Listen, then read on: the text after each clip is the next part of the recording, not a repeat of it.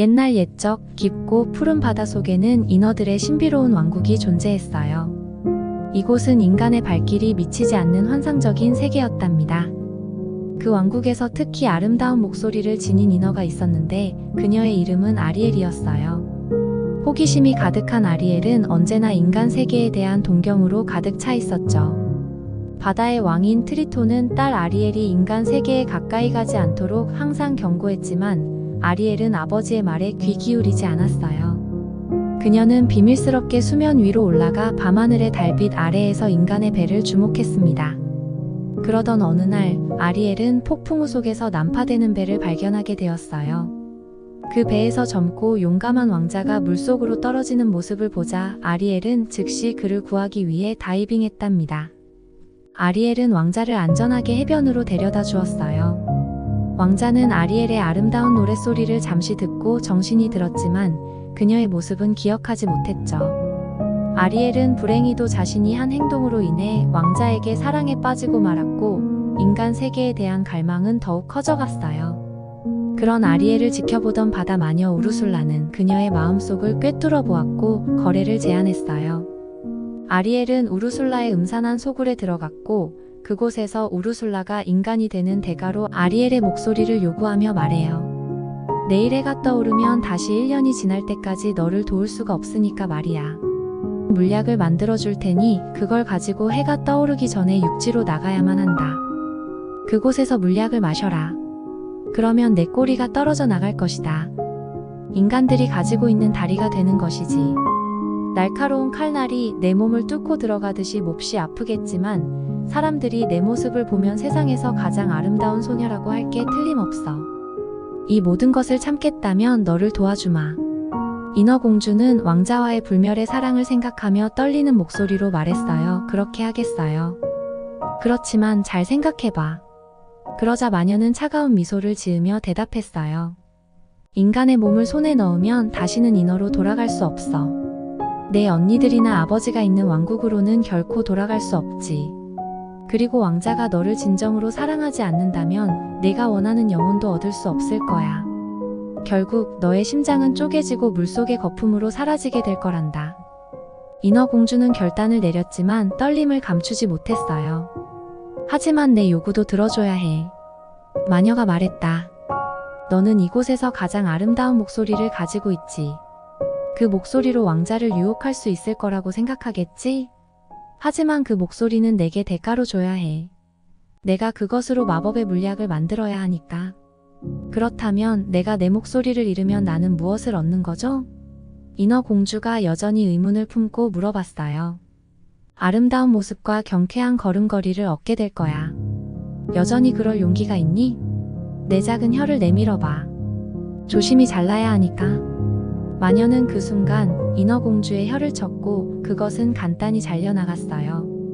이렇게 인어공주는 자신의 목소리를 잃는 대가로 인간의 몸을 얻기로 결심했답니다.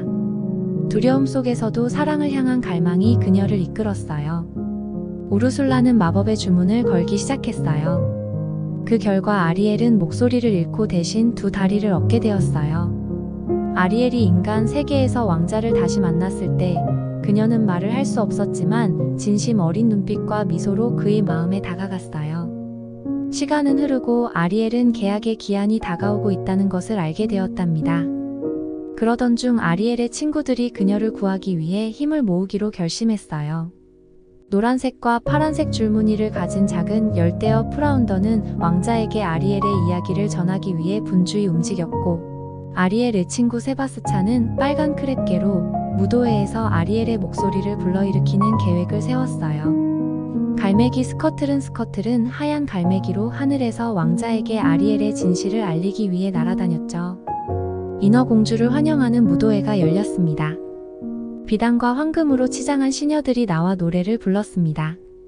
왕자는 박수를 치면서 시녀들에게 미소를 보냈지요. 하지만 인어공주는 슬펐답니다. 왕자님의 곁에 있기 위해서 내 아름다운 목소리를 버렸다는 사실을 알아주기만 한다면. 왕자는 인어공주의 모습에 넋을 빼앗겼답니다. 하지만 인어공주는 발이 바닥에 닿을 때마다 날카로운 칼 위를 걷는 것처럼 고통스러웠지요. 그럴수록 인어공주는 더 열심히 춤을 추었습니다.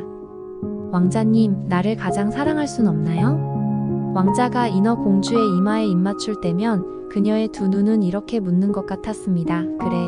넌 내게 가장 사랑스런 사람이란다. 너는 가장 아름다운 마음을 가지고 있어. 그리고 내가 언젠가 한번 보았던 소녀와 꼭 닮았어. 그때 나는 배를 타고 있었는데 그 배가 남파당의 파도에 휩쓸려 바닷가로 밀려나왔지. 그리고 어떤 아름다운 처녀가 내 생명을 구해주었어. 그래. 나는 아직도 그녀를 잊을 수가 없어. 그런데 너는 꼭 그녀를 닮았어. 아마도 행운의 신이 너를 내게 보낸 모양이야. 우리 결코 헤어지지 말자. 아, 내가 바로 그 소녀예요. 왕자님. 인어공주는 그렇게 말하고 싶었지만 아무런 말도 나오지 않았습니다. 말은 할 수 없었지만 그녀의 눈빛과 미소는 많은 것을 전달했습니다. 왕자는 자신을 구해준 그 목소리를 가진 존재가 아리엘인 것 같다는 기분이 들었지만 확신할 수 없었습니다. 시간이 흐르며 아리엘과 왕자는 점점 가까워졌지만 그녀는 계약의 시간이 다가오고 있음을 알았습니다. 만약 아리엘이 진정한 사랑의 키스를 받지 못하면 그녀의 운명은 바다 마녀에게 영원히 묶이게 될 것이었습니다. 아리엘의 목소리가 우르술라에게 빼앗기고 시간이 임박해오면서 그녀의 절친한 친구들은 그녀를 돕기 위해 긴급히 모이게 되었어요. 그들 각자는 아리엘을 위한 위험한 계획을 준비하며 바쁘게 움직였죠. 플라운더, 내가 할 수 있는 한 가지는 왕자에게 이 모든 걸 알려주는 거야. 우리 아리엘을 위해 꼭 해내야 해. 세바스찬의 계획. 세바스찬은 나팔을 불어 왕자가 주최한 무도회에서 중요한 순간에 아리엘의 목소리를 불러일으키기로 결단했어요. 그의 음악적 재능을 살려 아리엘을 위한 시간을 벌어주려는 셈이었답니다. 세바스찬, 느긋할 시간이 없어. 아리엘이 얼마나 사랑을 받는지 모두에게 보여줘야 해. 스커틀의 지원.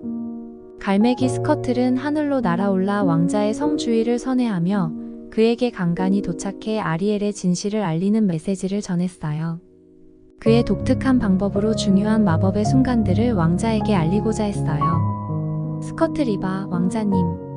그 아름다운 목소리의 주인공이 누구냐고. 바로 아리엘이야. 결전의 무도회. 무도회가 벌어지는 날, 아리엘의 친구들은 왕자가 있는 곳으로 몰려들어 혼신의 노력을 다했어요. 플라운더는 물속에서 왕자의 주위를 맴돌며 주위를 끌었고, 세바스찬은 진정한 음악의 힘을 보여주며 작은 고난 속에서도 최선을 다했답니다. 다양한 색채의 불빛이 그날 밤을 환하게 밝혔고, 스커틀은 하늘에서 모두를 위한 마지막 신호를 보내었어요. 왕자는 마침내 진실을 깨달을 수밖에 없었지요. 진실의 순간. 마침내 왕자는 아리엘이 그토록 찾던 목소리의 주인임을 알아차렸고, 아리엘은 진정한 사랑의 키스를 통해 비로소 자신의 목소리를 되찾게 되었답니다. 이로써 친구들의 헌신과 용기가 성공적으로 결실을 맺게 된 것이었어요. 결혼식 날, 왕자는 아리엘에게 진실한 사랑의 키스를 주었고, 마침내 아리엘의 목소리도 돌아왔습니다. 진정한 사랑의 키스를 통해 아리엘은 자신의 목소리를 되찾았고, 그녀의 친구들은 우정의 힘을 증명할 수 있었어요. 바다의 왕 트리톤은 그녀의 용기와 진실한 사랑을 인정하며 아리엘이 두 세계를 이어줄 수 있도록 허락했어요. 그렇게 아리엘은 인간 세계와 바다 세계를 오가며 행복하게 살아갔고, 그녀의 이야기는 오랫동안 전해져 내려오게 되었죠. 아리엘의 여정은 새로운 시작을 알리며 이어졌고, 그녀의 목소리는 바다의 바람을 타고 멀리 퍼져 우리의 마음에 영원히 남아 있답니다. 구독, 좋아요 잊지 마세요.